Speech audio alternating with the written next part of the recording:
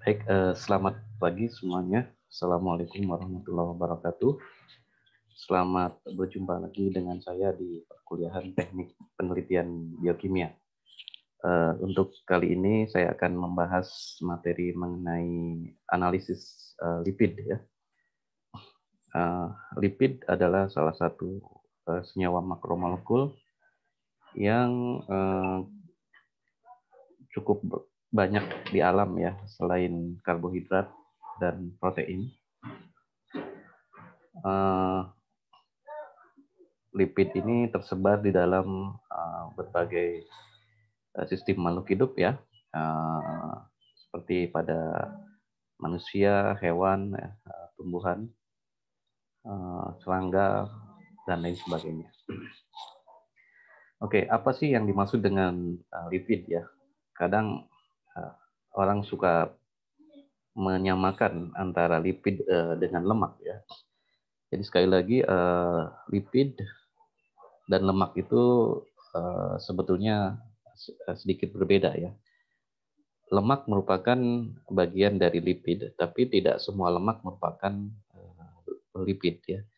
Contohnya triacylglycerol ya. Triacylglycerol itu adalah komponen dari lemak yang terdiri dari asam lemak dan gliserol yang terikat di tiga molekul asam lemak yang terikat dengan gliserol ya. Contohnya bisa kita lihat pada lemak nabati maupun lemak hewani dan beberapa mungkin di kelompok bakteri ya, tapi kebanyakan sih terdapat pada hewan dan tumbuhan. Kemudian ada juga kelompok asam lemak yang memiliki struktur yang polar ya, seperti fosfolipid yang mengandung gugus fosfat ya, kemudian lecitin ya, dan sterol ya. Sterol adalah golongan senyawa lipid yang tidak mengandung asam lemak ya. Dia terdiri dari golongan isopren ya, isopenoid yang dia memiliki sifat disebut sebagai lipid yang tidak tersabunkan ya. Kemudian ada beberapa kelompok vitamin yang larut lemak ya, seperti vitamin A, D, dan E dan K ya, itu juga termasuk golongan lipid. Jadi lipid itu komposisinya sangat bervariasi ya, antara hewan, tumbuhan. Jadi jenisnya itu sangat banyak sekali. Beda dengan karbohidrat. Ya, karbohidrat itu biasanya komponen penyusunnya hanya monosakarida, misalnya glukosa, galaktosa, fruktosa ya, atau mungkin turunan dari glukosa ya, asam gluronat atau asam manuronat. Jadi masih relatif lebih sederhana dibandingkan dengan lipid. Ya. Lipid sendiri kebanyakan tidak larut ke dalam pelarut polar ya, tetapi dia larut dalam pelarut yang non polar. Ya, contohnya ether atau kloroform. Sehingga untuk mengekstraksinya biasanya lipid ini lebih mudah diekstraksi di dalam pelarut yang non polar. Nah, ini contoh beberapa struktur lipid yang banyak ditemukan di alam ya. Contohnya di sini ada fosfolipid yang mengandung gugus fosfat ya. Kemudian ini adalah triacylglycerol ya, yang mengandung rantai asam lemak ya. Kemudian ada juga yang berupa kolesterol ester ya, yang di sini dia mengandung ester dari asam lemak dan kolesterol. Oke, secara kuantitatif lipid itu bisa dianalisis ya, keberadaannya ditentukan dengan menggunakan beberapa metode ya. Biasanya pertama untuk melakukan analisis lipid ini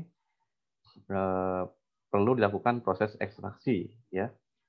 Jadi metode ekstraksi yang diterapkan dalam analisis lipid biasanya dilakukan menggunakan pelarut nonpolar, ya. Contohnya heksan, etil ether, petroleum ether, ya. Itu sebagai mengekstraknya atau sebagai pelarutnya.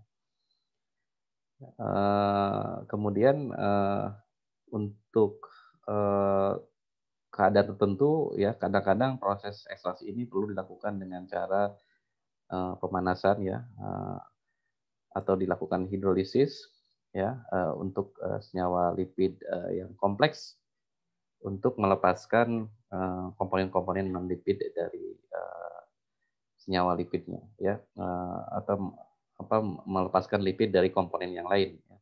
Misalnya dari karbohidrat dan protein.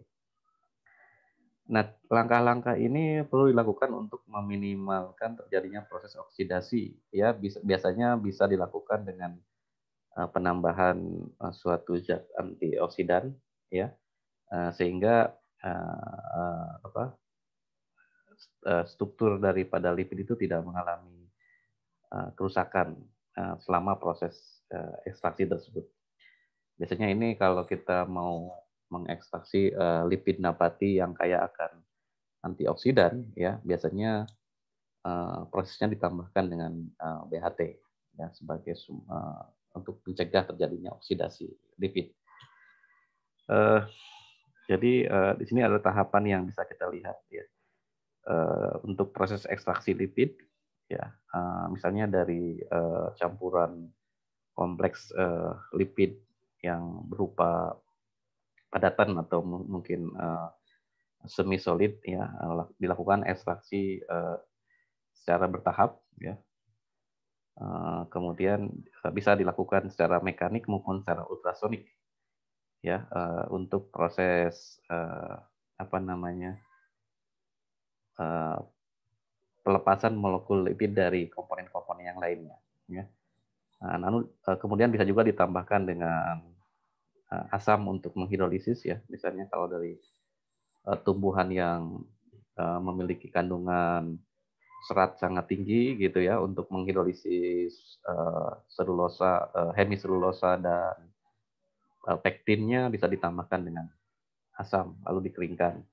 Nah, setelah itu dilakukan proses ekstraksi dengan menggunakan pelarut heksan misalnya, ya, sehingga semua lipidnya akan terlarut di dalam pelarut heksan. Lalu dilakukan penguapan, kita akan mendapatkan ekstrak lipid yang sudah apa namanya terpisahkan dari komponen yang lain. Ini contoh untuk aplikasi ekstraksi lipid untuk biodiesel, ya. Jadi terakhir biasa dilakukan transesterifikasi untuk mengubah lipid itu menjadi ester dari asam lemak atau fatty acid methyl ester. Itulah beberapa tahapan yang dilalui untuk proses ekstraksi lipid dari jaringan tumbuhan misalnya atau jaringan hewan. Oke, dalam tahapan ekstraksi lipid ini, ya, biasanya akan lebih efektif kalau sampel itu dikeringkan terlebih dahulu, ya. Jadi mungkin sebelum diekstraksi dilakukan penguapan molekul airnya, ya, atau memisahkan komponen airnya dengan pengeringan, ya. Kemudian sampel bisa juga dihaluskan atau dihancurkan untuk mengurangi ukuran molekul, ya, sehingga meningkatkan luas permukaan agar mudah untuk diekstrak, ya. Kemudian proses blending juga bisa dilakukan, ya, untuk memudahkan proses penjenuhan partikel-partikel yang akan diekstraksi. Lalu tahapan berikutnya bisa dilakukan hidrolisis, ya, misalnya dengan menggunakan HCl 3 molar, ya, dilakukan dengan menggunakan reflux atau dilakukan reaksi saponifikasi dengan apa namanya KOH dan etanol, ya. Jadi nanti si lemaknya akan berubah menjadi garam dari asam lemak, ya, RCOOK misalnya atau LCO dengan bantuan etanol ini, ya. Kemudian nanti perlu juga dilakukan proses pemanasan, ya, dan pemekatan, ya, kalau untuk produk lemak dari hewan.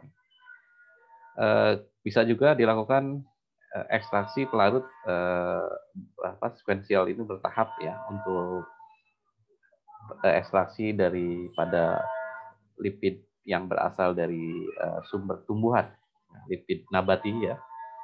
Misalnya diawali dengan pelarut yang sedikit polar, ya.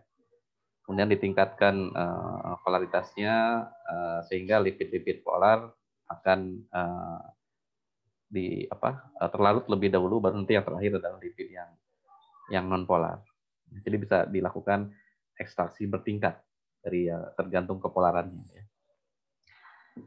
Kemudian bisa juga menggunakan pemisahan reverse phase, ya. Ya, misalnya menggunakan kolom kromatografi yang mengandung pasadium nonpolar sehingga nanti lipid itu akan terpisah dari komponen-komponen yang nonpolarnya.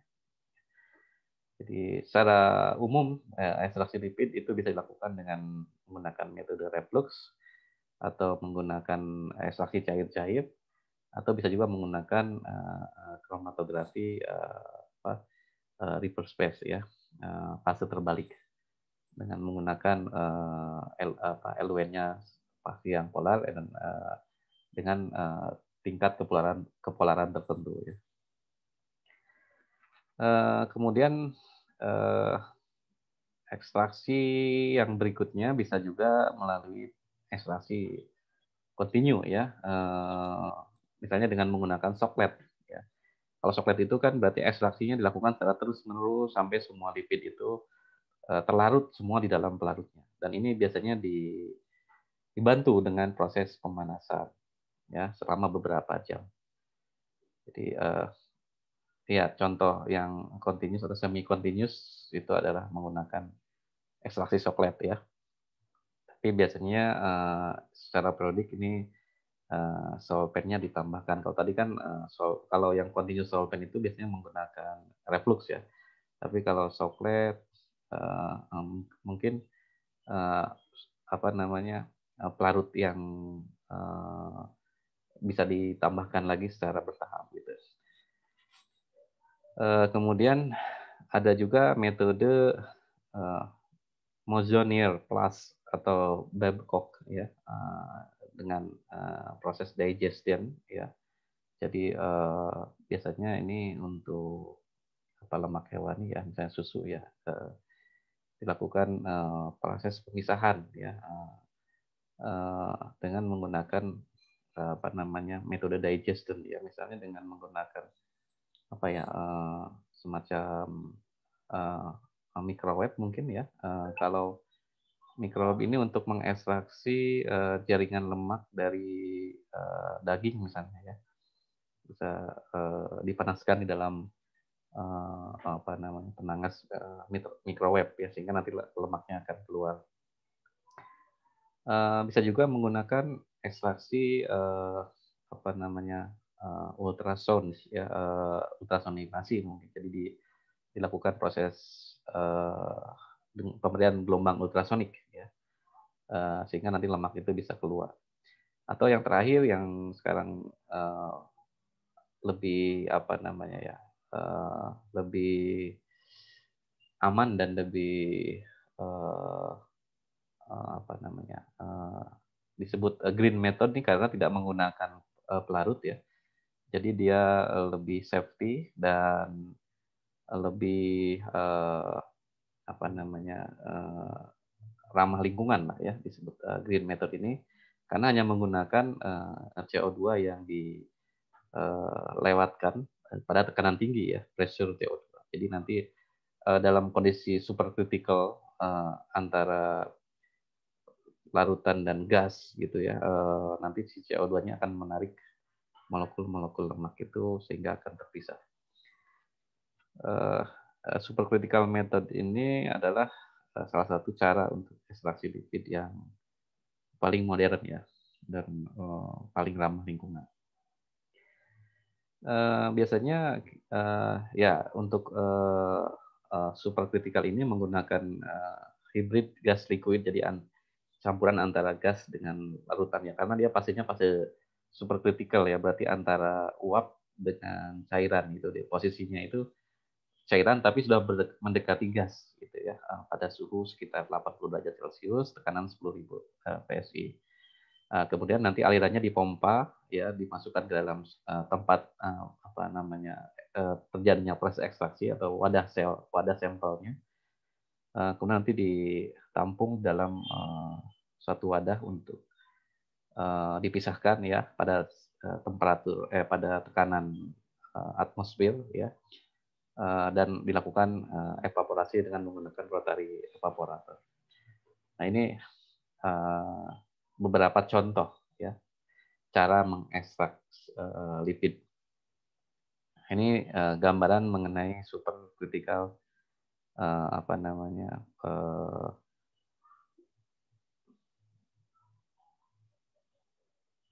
supercritical fat extraction ya.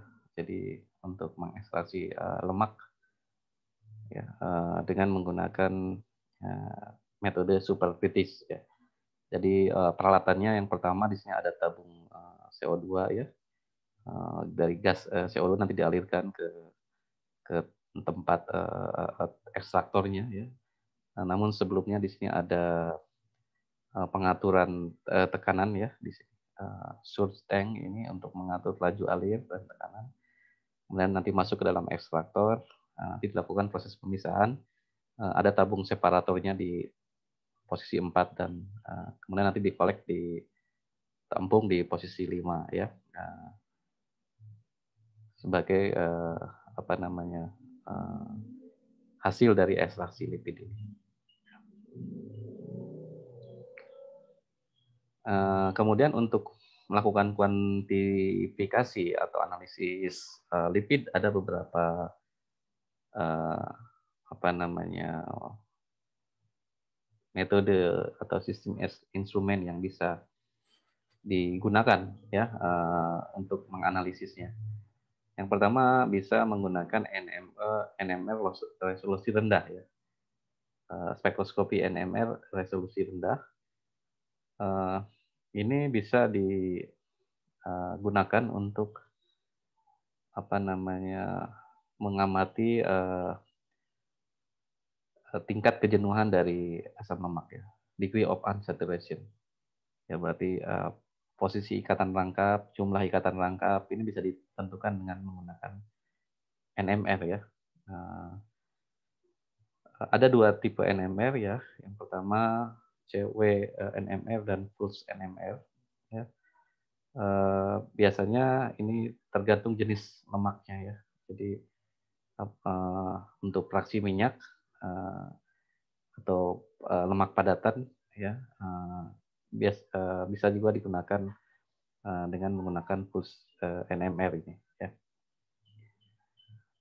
NMR yang dimaksud di sini adalah NMR proton ya, mungkin karena di sini berkaitan dengan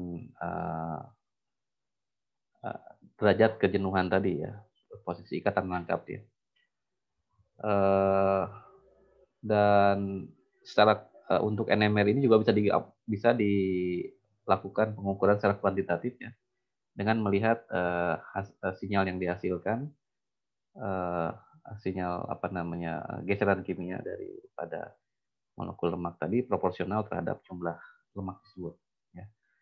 Yang kedua bisa menggunakan spektroskopi inframerah ya.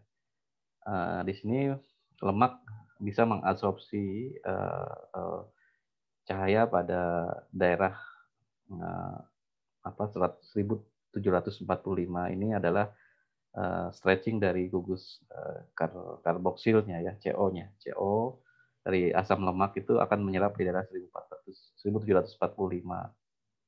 ya.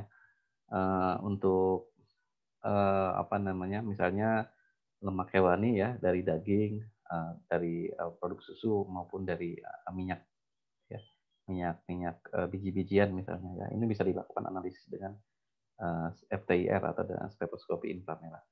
Nah, untuk membedakan lemak nabati dengan lemak hewani juga mungkin bisa dilihat dari komposisi perbandingan asam lemak jenuh dengan tidak jenuhnya. Itu bisa dilihat dengan spektroskopi inframerah juga, ya. Pada posisi tertentu nanti akan ada perbedaan nilai serapan gugus fungsinya, ya.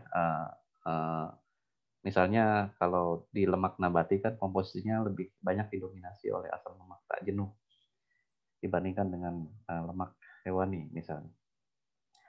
Nah, kemudian bisa juga menggunakan X-ray absorption, ya.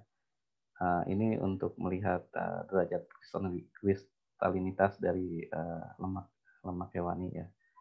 Kemudian bisa menggunakan ultrasound untuk kandungan lemak di dalam daging, ya. Jadi ini adalah beberapa instrumen yang biasa digunakan untuk mengkuantifikasi lemak. Nah, untuk mengkarakterisasinya bisa juga pertama adalah menentukan bilangan iodin, ya, untuk menentukan apakah suatu lemak itu didominasi oleh asam lemak tak jenuh atau asam lemak jenuh, ya. Derajat ketakjenuhan lemaknya itu bisa ditentukan dari nilai bilangan iodin. Nah, biasanya ini dilakukan dengan metode titrasi, ya, atau diteteskan larutan iod yang nanti akan mengubah ketika dia terjadi reaksi adisi, dia akan terjadi perubahan warna. Semakin banyak larutan iod yang dibutuhkan, berarti semakin banyak jumlah ikatan lengkapnya. Yang kedua bisa dilihat dari nilai saponifikasi, ya, saponification equivalent. Jadi setiap lemak itu punya derajat bilangan penyabunan, ya, bilangan penyabunan yang berbeda-beda, ya, tergantung dari panjang pendeknya asam lemak yang menyusun daripada lemak tersebut, ya. Jadi bilangan saponifikasi atau bilangan penyabunan ini juga merupakan salah satu karakteristik dari lemak, ya, selain daripada bilangan iodin. Kemudian jumlah asam lemak bebas, ya, bilangan asam disebutnya, ya, itu menunjukkan tingkat stabilitas dari lemak, ya. Kalau lemaknya itu tidak stabil, ya, mudah terhidrolisis, maka bilangan asamnya itu akan semakin meningkat. Jadi sebagian besar lemaknya akan berubah menjadi asam lemak bebas. Kemudian bilangan peroksidasi, ya, untuk mengetahui tingkat oksidasi lipid. Dan hasil oksidasinya kita bisa tentukan dari nilai bilangan peroksidanya. Jadi ada 4 parameter biasanya kalau kita ingin memastikan kualitas suatu lemak, bisa kita lihat dari bilangan iodin, bilangan penyabunan, bilangan asam, dan bilangan peroksida. Ya, itu semua berkaitan dengan kualitas dan stabilitas dari molekul lemak. Kemudian untuk menentukan derajat oksidasi lemak, ya, secara instrumen bisa juga menggunakan thiobarbituric acid test, ya, TBARS ini, untuk menentukan adanya kandungan malondialdehid. Malondialdehid ini adalah suatu senyawa turunan dari asam lemak ketika lemak itu teroksidasi menjadi senyawa aldehid. Semakin banyak senyawa MDA, berarti lemak itu semakin banyak yang teroksidasi. Artinya berarti semakin besar kerusakan lemak yang terjadi. Jadi TBARS test ini bisa digunakan untuk melihat kerusakan daripada lemak. Kemudian adanya konjugasi DNA atau TNA bisa diamati dengan spektroskopi UV-Vis, ya. Volatile organic compound, asam lemak volatil, rantai pendek bisa diamati dengan kromatografi gas atau dengan kromatografi gas spektroskopi massa, ya, UCMS. Komposisi asam lemak dari molekul lemak, ini banyak digunakan metode kromatografi ya, bisa dengan kromatografi gas, HPLC atau LC-MS. Biasanya sih yang paling banyak digunakan GC atau GC-MS karena dia lebih lebih apa namanya ya, lebih akurat dan lebih reprodusibilitasnya itu lebih baik dibandingkan dengan metode yang lain. Ya, dan juga menghasilkan daya pemisahan yang relatif tinggi atau resolusinya yang lebih baik dibandingkan dengan metode HPLC. Yang terakhir, untuk menentukan keberadaan asam lemak trans, apakah suatu lemak itu mengandung trans fatty acid atau asam lemak trans, yang biasanya ini menjadi faktor apa ya namanya, parameter apakah suatu lemak itu kualitasnya, terutama misalnya margarin ya, margarin yang mengandung asam lemak trans itu kan tidak baik ya untuk kesehatan ya, karena dia memicu terjadinya arteriosklerosis. Maka kandungan asam lemak trans itu harus dihindari dalam produk lemak.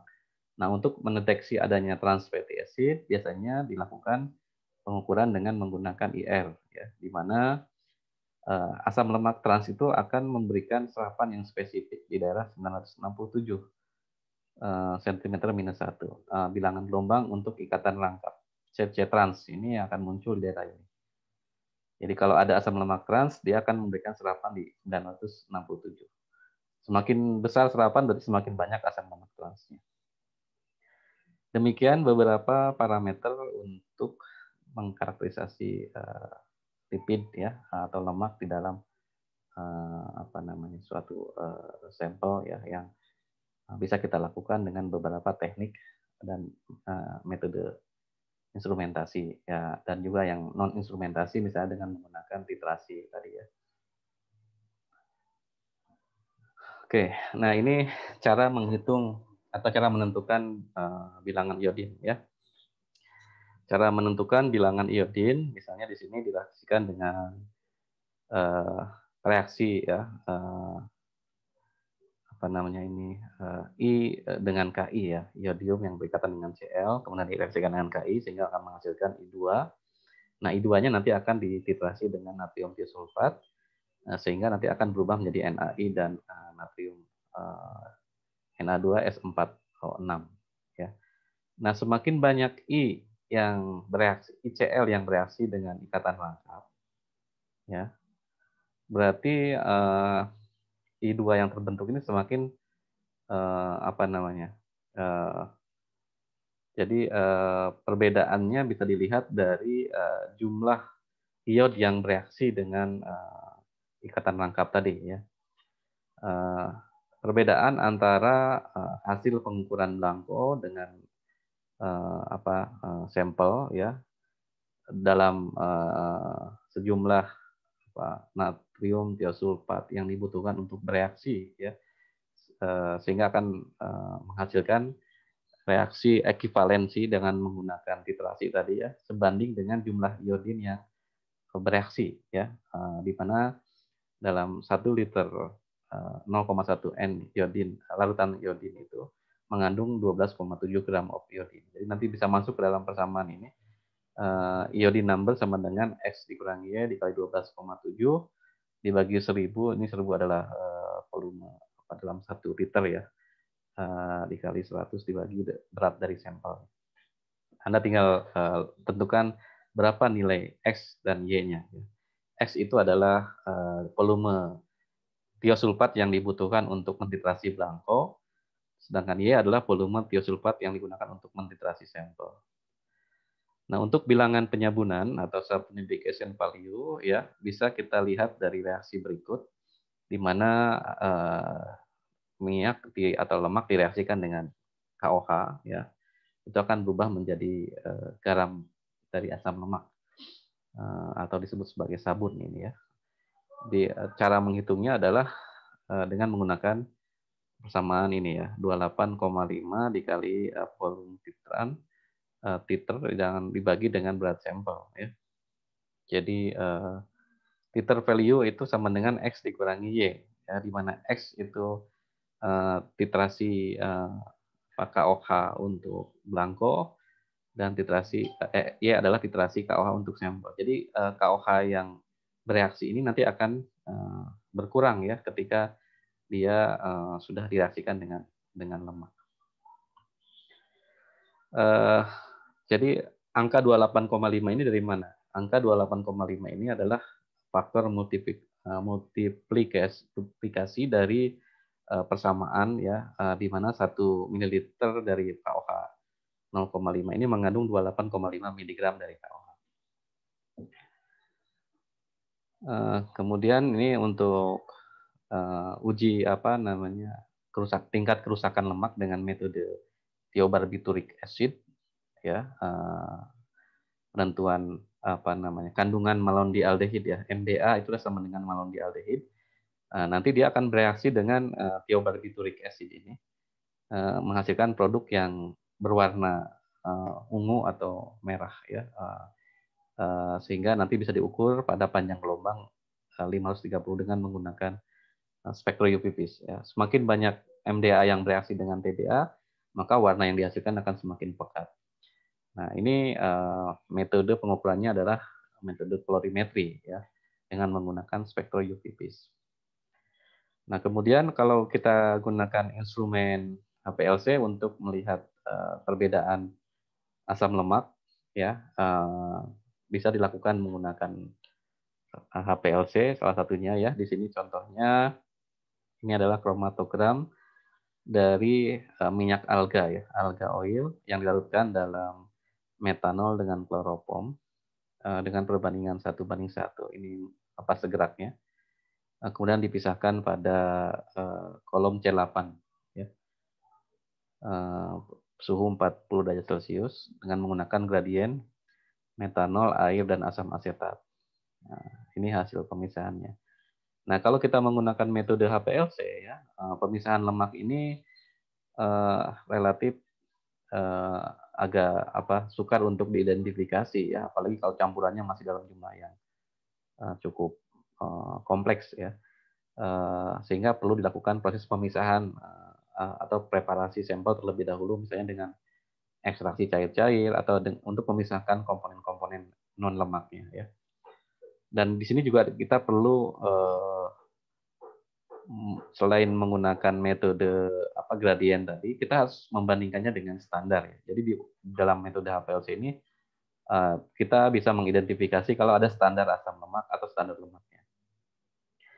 Yang kedua adalah menggunakan kromatografi gas ya, untuk melihat atau menentukan komposisi asam lemak ya. Biasanya di sini metodenya adalah dilakukan terlebih dahulu derivatisasi ya. Derivatisasi itu adalah suatu proses pengubahan asam lemak menjadi turunan asam lemak dalam bentuk fatty acid methyl ester atau ester asam lemak. Jadi biasanya direaksikan dengan metanol dalam asam atau dengan basa ya, NaOH metanol. Nah, metanol di sini adalah fungsinya untuk mengubah asam lemak tadi menjadi methyl ester ya, fatty acid methyl ester. Biasanya asam lemak rantai pendek itu bersifat lebih volatil dan lebih mudah larut dalam air, sehingga derivatisasinya perlu ditambahkan DMOX atau dimethyl oxazolin ya, untuk yang volatil ya biasanya. Kemudian di sini untuk kolom gisinya biasa kita menggunakan PEG ya, polar atau carbowax, terutama untuk pemisahan senyawa-senyawa lipid yang bersifat volatil tadi ya. Atau bisa juga menggunakan cyanopropyl kolom untuk memisahkan trans fatty acid dari cis isomer. Ini bisa digunakan dalam kolom gizi ya, selama kurang lebih 30 menit waktu elusinya. Termasuk juga memisahkan omega 3 dengan omega 6. Nah, ini hasil pemisahannya. Kita bisa bandingkan ya, tadi metode pemisahan yang HPLC tadi masih sangat terlalu kompleks dan pemisahannya resolusinya kurang baik dibandingkan dengan gizi ya. lebih tajam puncak-puncak yang dihasilkannya. Dan di sini kita bisa lihat ya, contoh di sini adalah hasil analisis campuran daripada asam lemak yang sudah diesterifikasi ya dalam bentuk fatty acid methyl ester dari apa ini ya, fish and sunflower oil mixture. Jadi campuran antara minyak bunga matahari dengan minyak ikan ya. Dipisahkan dengan menggunakan kolom Carbowax ya, dengan panjang 25 meter, diameter 0,2 mm. Kemudian ini termasuk kolom yang Carbowax ini semipolar ya, mendekati nonpolar ya. Sehingga di sini kita bisa lihat lebih baik pemisahan ini untuk asam-asam lemak rantai menengah ya, C14, C15, C16 sampai C24, 1, 24, 0, angka 015 ini menunjukkan jumlah ikatan lengkap ya. Misalnya C18.3 ini asam linolenat, kalau C18.2 itu asam linoleat, omega 6, omega 3 dan seterusnya. Untuk quality control ya dalam analisis lemak, kita bisa lakukan skema penelitian atau pemisahan seperti ini. Jadi kalau kita punya sampel biologis ya, misalnya dari apa namanya ekstrak dari daging misalnya atau dari biji-bijian ya, misalnya kita mau ekstraksi ya, misalnya ini dari plasma, oh ini dari makhluk hidup misalnya ya, dari apa lemak hewani misalnya dari serum ya, atau bisa juga dari plant tissue ya, dari jaringan tumbuhan ya. Pertama kali kita lakukan ekstraksi ya. Ekstraksi ini untuk memisahkan komponen lipid atau lemak dengan komponennya, bukan lemak ya. Nah, ekstraksi ini bisa dilakukan dengan penambahan apa namanya CHCl3 ya, kloroform atau campuran dari kloroform dengan diklorometan ya. Kemudian bisa juga menggunakan butanol, metanol, heptan. Ini pemisahan bisa dengan menggunakan apa namanya ini kromatografi kolom ya, dengan perbandingan eluen tertentu. Lalu setelah dilakukan pemisahan ya, misalnya dengan liquid liquid kromatografi atau apa namanya tadi SFC ya, solid phase kromatografi ya, atau supercritical kromatografi ya. Nanti kita lakukan analisis dengan LC-MS ya, analisis dengan LC-MS atau bisa juga dengan GC-MS tadi ya. Kalau LC-MS kan ada beberapa jenis teknik ionisasinya, bisa menggunakan SI atau menggunakan APCI ya, atmospheric positive chemical ionization. Nanti dipisahkan masing-masing ionnya. Yang terbaru biasanya yang paling apa namanya sensitif untuk analisis lemak itu bisa menggunakan Orbitrap ya, Orbitrap, orbital ion trap. Ini lebih akurat dalam pengukuran asam lemak dibandingkan dengan Q-top atau mungkin dengan quadrupole ya. Jadi nanti baru diproses ya untuk menganalisis komposisi dari lemak ini. Baru nanti diidentifikasi jenis-jenis lemak yang terdapat di dalamnya itu apa saja dan juga dikuantisasikan ya. Nah, inilah skema untuk proses analisis lemak dengan dari jaringan tumbuhan atau dari jaringan hewan dengan beberapa metode ekstraksi dan analisis yang dilakukan ya, yang bisa dilakukan. Nah, ini contoh gambaran yang lain ya, bagaimana kita melakukan ekstraksi lemak ya dengan berapa perbandingan jumlah pelarut nanti dipisahkan dengan teknik kromatografi ya. Nah, ini dilakukan dengan ekstraksi cair-cair ya.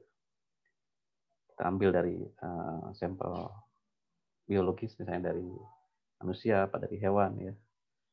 Kemudian nanti dilakukan deteksi, bisa dengan menggunakan TLC, bisa menggunakan HPLC atau kromatografi gas, atau bisa juga dengan LC-MS. Sehingga akan diperoleh spektrum massa dari masing-masing lemak yang sudah diekstraksi tadi. Nah, untuk mendeteksi adanya kandungan asam lemak trans ya dalam sampel bisa dilakukan analisis dengan FTIR atau spektroskopi inframerah ya, di mana total asam lemak trans yang terdapat di dalam lemak atau di dalam minyak itu bisa diamati pada pengukuran serapan CC ikatan rangkap, CH dari CC ikatan rangkap yang memiliki konformasi trans itu ada di daerah 966 ya. Ini adalah daerah spesifik untuk asam lemak trans. Ya, oke. Jadi itulah beberapa teknik metode analisis asam lemak atau senyawa-senyawa lipid yang bisa dilakukan dengan menggunakan pendekatan berbagai teknik instrumentasi. Dan sebelumnya mungkin juga tadi sudah saya jelaskan bagaimana lemak itu diekstrak dari jaringan tumbuhan atau jaringan hewan untuk dilakukan analisis baik secara kualitatif maupun kuantitatif. Demikian yang bisa saya sampaikan untuk pertemuan kali ini. Jika ada pertanyaan nanti kita bisa diskusikan di pertemuan berikutnya. Ya, silakan Anda buat resume perkuliahan dari pertemuan kali ini dan nanti dikumpulkan seperti biasa di kolom tugas yang ada di AIS. Terima kasih atas perhatiannya. Assalamualaikum warahmatullahi wabarakatuh.